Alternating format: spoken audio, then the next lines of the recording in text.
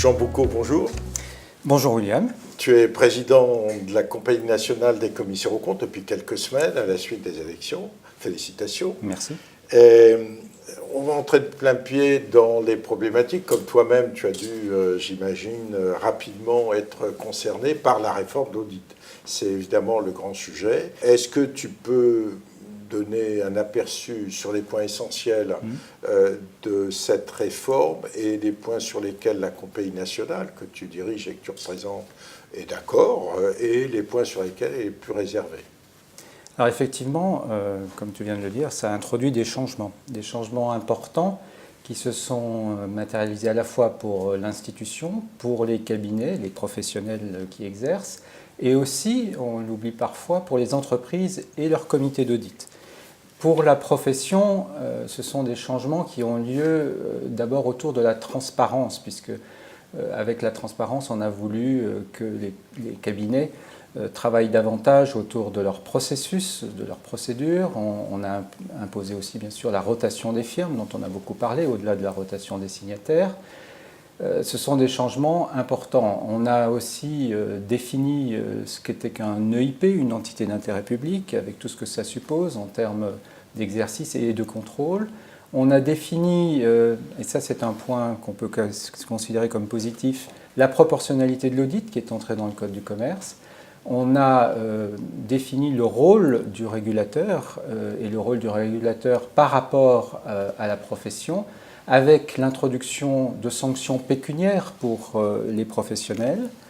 Jusqu'à 250 000 euros, je crois. Tout à fait. Et puis, on a introduit aussi les autorisations de missions autres que la certification des comptes dans le monde des entités d'intérêt public, avec des plafonds, des modes d'autorisation. Donc, des changements qui peuvent ensuite jouer sur bien sûr l'organisation des cabinets, bien sûr sur l'attractivité, il ne faut pas le négliger, et puis au-delà sur le mode d'exercice proprement dit et probablement la rentabilité de nos cabinets. Donc des modes de changement d'environnement qui ne sont pas négligeables.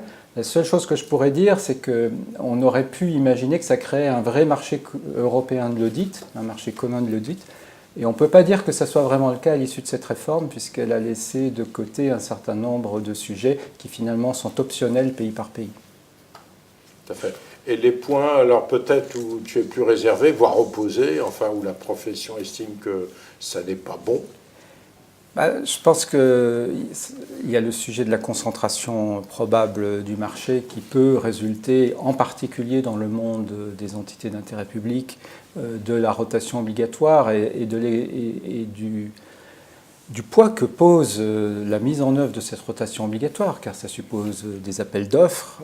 On connaissait déjà les appels d'offres, mais là, ils deviennent prégnants, ils deviennent obligatoires et ils peuvent faire peser sur les entreprises commissaires aux comptes, les cabinets, un risque, notamment les petits cabinets qui ont peu de mandats EIP et pour lesquels le renouvellement, enfin plus exactement, trouver un nouvel EIP une fois qu'on a atteint la rotation obligatoire sur le mandat qu'on détenait peut-être depuis un certain temps, mais ceci c'est quelque chose qui va peser question. Il y a aussi ce sujet que j'évoquais de l'attractivité, puisque on peut avoir des collaborateurs ou des professionnels en exercice qui se posent des questions sur la pérennité de leur activité dans cet environnement. Bien sûr. Et donc tu as, comme tes prédécesseurs, les collègues responsables, soit de grands cabinets, soit d'institutions, soit de syndicats d'ailleurs, on dit à peu près la même chose. Cette réforme Barnier, puisqu'il en est l'initiateur, qui avait pour objectif plutôt d'ouvrir à un plus grand nombre de cabinets l'exercice du métier de commissaire aux comptes en Europe et en France, a des effets inverses. Il y a une unanimité là-dessus. C'est plutôt l'inverse qui risque d'advenir. Ce sont des risques, ce ne sont pas encore des effets avérés. Donc tout notre rôle, et notamment mon rôle en tant que président de l'institution, c'est de veiller à ce que ces risques ne se concrétisent pas ou qu'ils soient le plus possible limités. On n'empêchera pas un certain nombre de confrères, comme je le disais il y a quelques minutes, de se poser des questions sur l'exercice du métier ou l'exercice, par exemple, dans le monde EIP. En revanche, notre rôle, c'est de les accompagner et c'est d'éviter qu'ils ne quittent le métier. De la clientèle. Ta vision politique et stratégique, c'est que ce pôle PE peut justement être un des outils pour accompagner les confrères dont on parlait à l'instant. Oui. Oui, parce que nous savons tous qu'il y a un fort poids des mandats d'entités de petite taille, les petites entités dans le chiffre d'affaires et dans le nombre de mandats de la profession, plus de 140 000 mandats, que ces mandats s'exercent dans un cadre français avec des seuils qui sont en deçà des seuils indicatifs européens. Fort heureusement, les seuils européens ne sont pas prescriptifs, mais ils sont là. Ils sont là. Ils peuvent donner des idées à certains politiques, mais après tout, remontons ces seuils. Donc il était important qu'au début de cette mandature, nous nous préoccupions du discours que nous portons et aussi de la manière dont nous exerçons notre métier dans ces petites entités, d'où cette commission Pôle PE. Commission qui n'est pas simplement une commission qui vise à réfléchir, mais qui est une commission qui vise à vraiment travailler en toute transversalité au sein de notre institution, en faisant vivre à la fois les commissions régaliennes, commission des études juridiques, commission des normes professionnelles, commission éthique, commission attractivité, les faire vivre tout ensemble pendant 2-3 mois d'une façon intense, avec l'appui des professionnels qui sont membres de cette commission. Donc c'est une volonté de donner une emphase toute particulière à ce sujet important. C'est aussi un moyen d'associer le plus de monde possible. Effectivement, très, très intéressant. Une réforme, pour résumer en synthèse, une réforme Barnier qui n'emporte pas l'adhésion d'évidence, pour le dire gentiment, voire qui peut inquiéter, mais une action de la compagnie pour faire d'une difficulté plutôt un atout, si je peux dire comme ça. Absolument. Et on n'a pas évoqué, mais je ne sais pas si tu l'évoqueras, le rôle du régulateur, puisque bien sûr, le rôle du régulateur est renforcé par cette réforme. Le rôle du régulateur. Le H3C, donc. Oui, le Haut Conseil au commissariat aux comptes, et ce rôle est renforcé. Et ensuite, justement, il est important pour nous, institutions, de nous positionner par rapport à ce régulateur, de nous positionner dans le rôle qui est désormais celui du régulateur.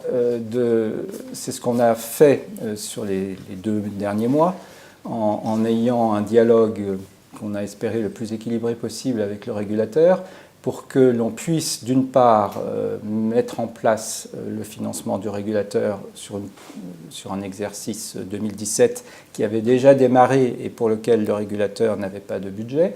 Et au-delà de ce financement, plus important, ça a été d'organiser des délégations de travail par lesquelles le régulateur, dans les domaines qui sont les siens, confie à la profession, donc à l'institution, compagnie nationale et compagnie régionale, et ça c'est important, ce n'est pas simplement Paris qui va se dialoguer avec le régulateur, donc confier à l'institution des domaines de travail dans le champ du contrôle d'activités non EIP. On va me dire ça existait déjà. L'ex-article 66. Mais il fallait le réorganiser dans le nouveau cadre existant. Les inscriptions, et ça c'est un nouveau domaine, puisque ce n'était pas dans le ressort des compagnies régionales et de la compagnie nationale. Et puis le contrôle de la formation continue. Donc 3 domaines importants pour la vie à la fois des professionnels, mais aussi des compagnies régionales et de la compagnie nationale. Ouais. Mais pour dire les choses un peu brutalement, c'est un équilibre, ça restitue des prérogatives à la compagnie, mais c'est un équilibre fragile puisque c'est par délégation. Alors quelle réflexion ça t'amène à avoir en ce qui concerne le rôle, l'existence même, j'exagère un peu, mais À quoi ça sert, pour le dire un peu de façon excessive, hein, qui n'est pas dans ma pensée, mais à quoi ça sert la compagnie si elle n'agit que par délégation? Voilà, je dis brutalement, ça excède ma pensée, mais c'est quand même un peu ça. J'ai connu, comme tu sais, la compagnie il y a 30 ans, pour la première Sans fois, régulateur. sans régulateur, qui faisait elle-même ses recommandations. Et donc aujourd'hui, on est complètement dans un système différent, à partir de l'affaire Enron, il faut bien le dire, puisque c'est ça qui a déclenché, alors qu'on était innocent de tout ça. Peu importe. Aujourd'hui, c'est la situation. Et qu'est-ce que ça t'inspire comme réflexion sur presque l'existence même de la compagnie? Alors, tout d'abord, le régulateur ne date pas de la réforme européenne de l'audit. Il ne date pas, tu viens de le dire, il est né en 2003. Bon, ses pouvoirs sont renforcés. Oui. Pour autant, je pense qu'il y a un vrai rôle d'une institution.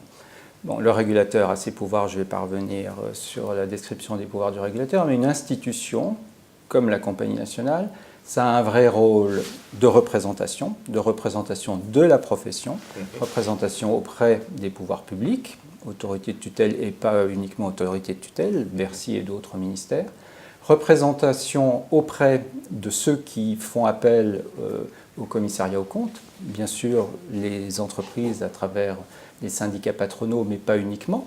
Également, aujourd'hui, un dialogue qui est engagé avec, par exemple, la Cour des comptes dans son rôle de contrôleur des comptes des collectivités territoriales et la façon dont elle imagine pouvoir faire appel aux commissaires aux comptes dans le rôle d'abord d'expérimentation de la certification des comptes des collectivités territoriales, mais au-delà, bien sûr, dans le rôle qui sera celui de certificateur.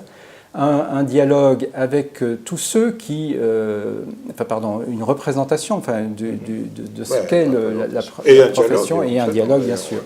Et puis après, donc ça c'est un premier plan important, et ce n'est pas un régulateur qui va faire ça, c'est vraiment les professionnels à travers l'institution. Un deuxième rôle fondamental, c'est celui d'être au service des confrères.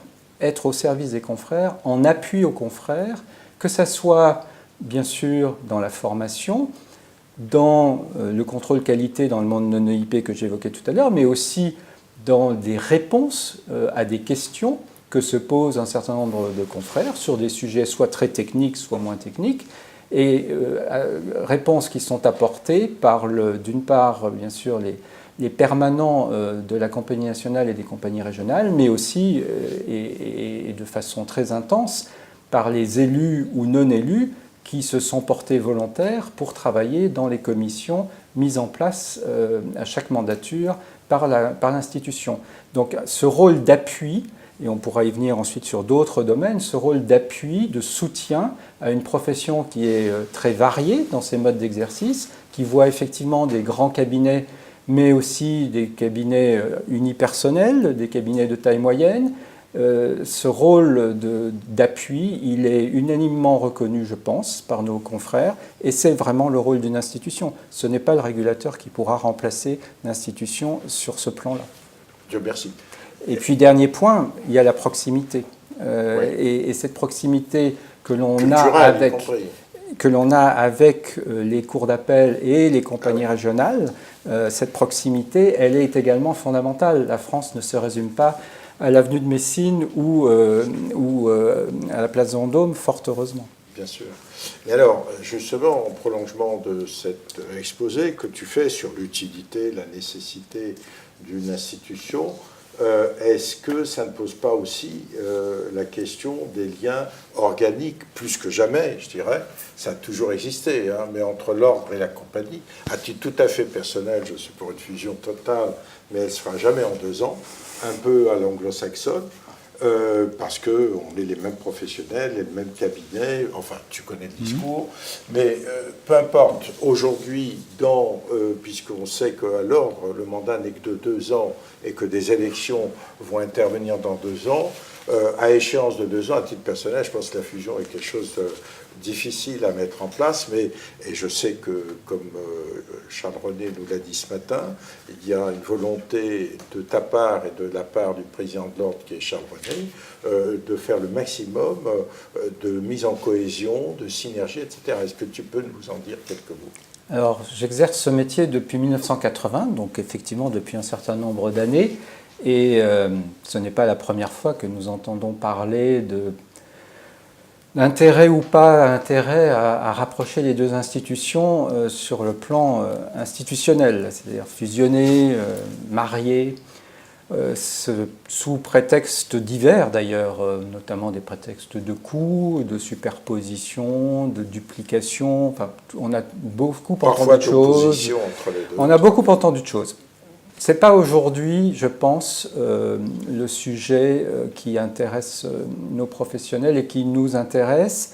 Et ce, d'autant plus qu'on voit quand même deux métiers, puisqu'il y a quand même deux métiers, qui ont des voies qui peuvent éventuellement s'écarter un peu, ou en tout cas être plus dimensionnées clairement. Il y a d'un côté l'expertise et le conseil, et il y a un gros accent mis sur le conseil, et d'autre part la certification. Alors je caricature et je force le trait. Et la certification suppose qu'il y ait effectivement, et on l'a vu avec la réforme européenne de l'audit, un régulateur, mais on le voit depuis 2003, et c'est une tendance mondiale qu'on en a pu observer. Je pense que ce qui est beaucoup plus important, et c'est ce qu'a exprimé Charles-René Tandé, et tu viens de le rappeler, et c'est ce que j'exprime aussi de mon côté, c'est que nous travaillons les deux institutions vraiment main dans la main, qu'il n'y ait pas des rivalités, qu'il n'y ait pas une compétition stupide, que nous travaillons main dans la main, effectivement à travers des commissions ou des groupes de travail qui existent déjà ou qui ont besoin d'être remis en route. Je citerai facilement, bien sûr, tout ce qui tourne autour des normes comptables. Je citerai aussi la DIPAC avec l'international. Mais je citerai aussi des commissions ou comités sectoriels, comme le secteur public, dont je sais qu'ils se sont réunis hier ensemble pour voir comment travailler ensemble concrètement et faire avancer ensemble nos démarches.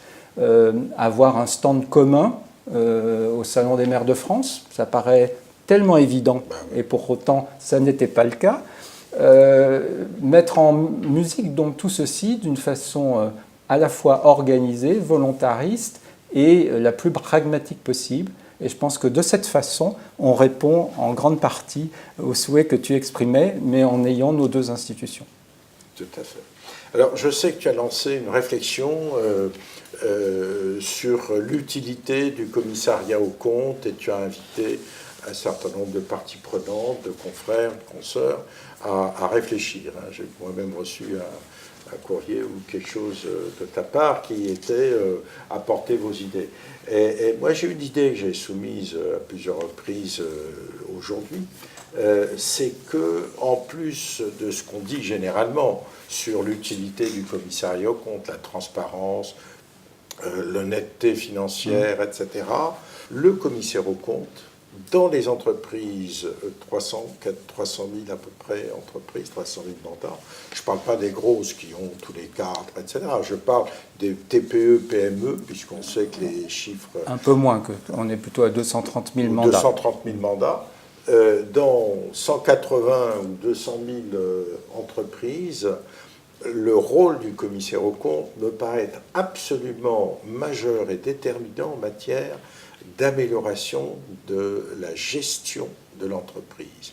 Non pas par un effet direct, ce n'est pas le commissaire aux comptes, mais toutes les questions, tu as un professionnel depuis 1980, toutes les questions que pose un commissaire aux comptes, les IBO, les stocks, les comptes clients, tout ça, toutes les questions ont, de la part du commissaire aux comptes comme objectif, est-ce que je certifie les comptes, est-ce que je demande une provision, etc. Mais pour le chef d'entreprise, dans 990 cas sur 1000, c'est qu'est-ce que je dois modifier dans ma gestion pour justement éviter les inconvénients et les dérives que me présente le commissaire aux comptes. Tu prends sur les IMO, sur les stocks, les comptes clients. Je veux une provision sur compte client parce qu'on ne relance pas assez vite, donc il y a des pertes en ligne, etc. Sur les stocks, on n'y comprend plus rien, etc. Et à chaque fois, le chef d'entreprise, je parle bien de la petite, moyenne entreprise.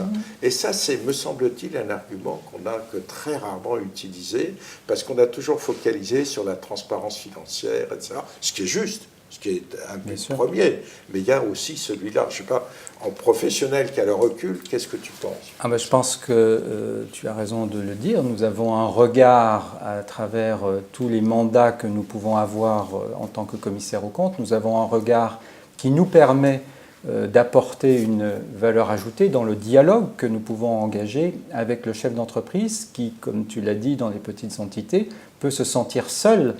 Et je prendrai, en t'écoutant, il me venait à l'esprit un entretien que j'ai eu il n'y a pas très longtemps qui nous disait à quel point l'apport en dialogue de son commissaire aux comptes est fondamental. Et c'est un chef d'entreprise qui a par ailleurs un expert comptable. Et il faisait très très bien la différence entre le rôle qu'il attend de son expert comptable et la valeur ajoutée. Je ne veux pas dire qu'il n'y a pas de valeur ajoutée chez l'expert comptable. Et la valeur qu'apporte le commissaire aux comptes.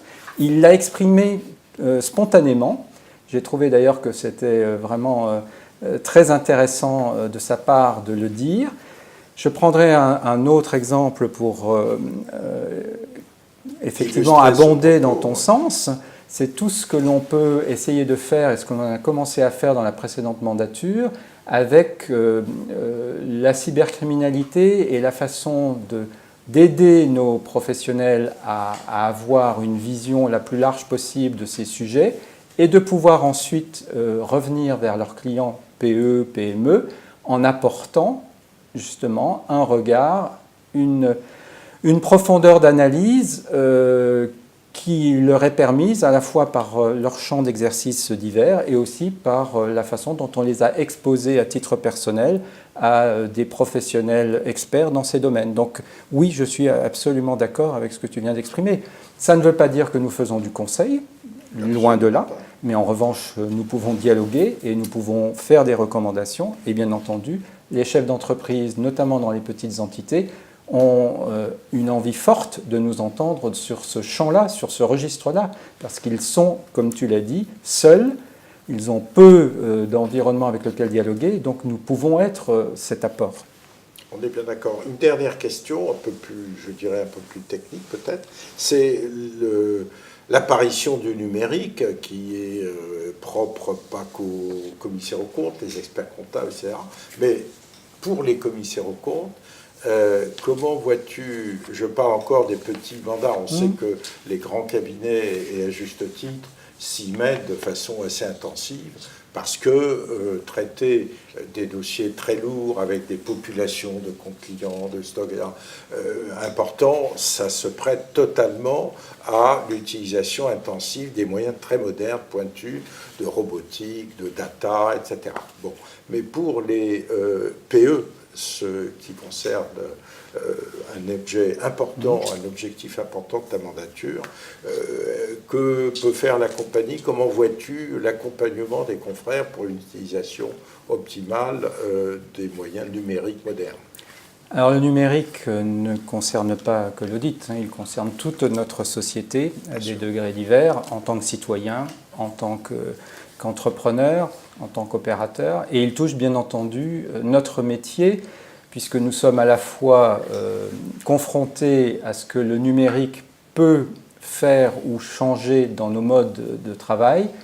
Il nous touche aussi par la façon dont nous devons l'aborder en termes d'appréciation des risques que cela fait peser sur nos clients, sur les entités que nous contrôlons.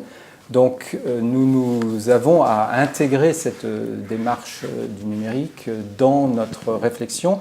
Et alors en tant qu'institution, bien conscient du fait que nous ne sommes pas tous équipés de la même façon, entre un très gros cabinet qui a déjà mis de l'argent sur la table pour, d'une part, réfléchir à des outils nouveaux, d'autre part, former des collaborateurs à l'appréhension de certains risques informatiques et donc l'intégration dans la démarche, et d'autres cabinets qui ont plus ou moins pris la ligne de départ. Il est important justement que l'institution offre ce fameux service auquel je faisais référence et qui est sa raison d'être, une de ses deux raisons d'être. Il est important que l'institution donc offre quelque chose. Et c'est pour ça que dans la mandature, j'ai mis en place une commission numérique et innovation qui n'existait pas en tant que telle, en veillant à ce que cette commission travaille de façon effective et pragmatique, toujours pareil, non pas sur des concepts à manier à 2 ans, mais sur d'une part des démarches de réflexion et de travail sur des outils, parce que certains confrères vont avoir besoin d'outils. Ça a déjà démarré, là encore, dans la précédente mandature, sous l'égide de Denis L'Esprit, puisque le SmartFEC, petit outil qui paraît si évident et qui connaît un fort degré d'attractivité auprès d'un certain nombre de confrères. Donc le SmartFEC est né aux assises de Strasbourg. Ouais. Donc il faut que l'on continue, que l'on développe la partie outils. Il faut que l'on travaille sur la partie démarche. Il faut que l'on travaille aussi sur la partie appréhension des risques. Donc cette commission s'est organisée, s'est mise en route, et puis il faut qu'on travaille sur la partie formation qui va en découler pour tout le monde. Donc c'est bien là qu'on retrouve ce que j'évoquais tout à l'heure sur le rôle d'une institution, en quoi l'institution se doit d'être d'une part innovante elle-même et d'autre part aux avant-postes pour aider tout le monde à avancer et à prendre en considération cette dimension effectivement fondamentale qu'est le numérique pour nos métiers, mais pour la société tout entière. Parfait. Président Boucaud, merci beaucoup. Merci beaucoup, William.